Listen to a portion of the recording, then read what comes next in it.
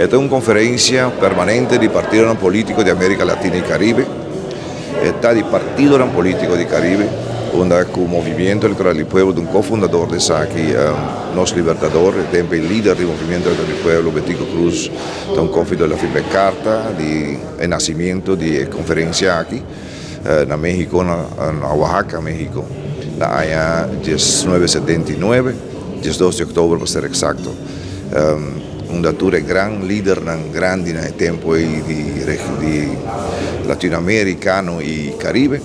Ahí llegan a fórmula, crea Copal, arriba iniciativa de Gustavo Carvajal de México, presidente de PRI México el tiempo ahí.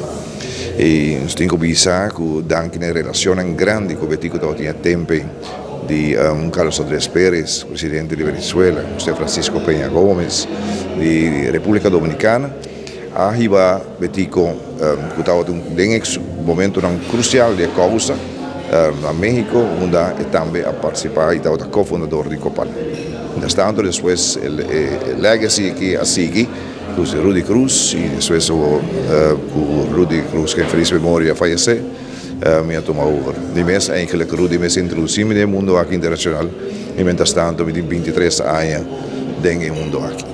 Política es un trabajo noble, si vos miras noble, solamente puede haya personajes, si nos podemos llamar así, usa política por provecho personal.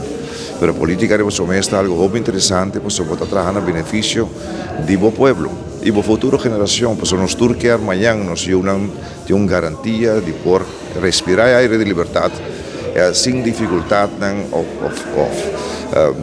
fuerza ajeno que se troban de progresar en el respectivo país.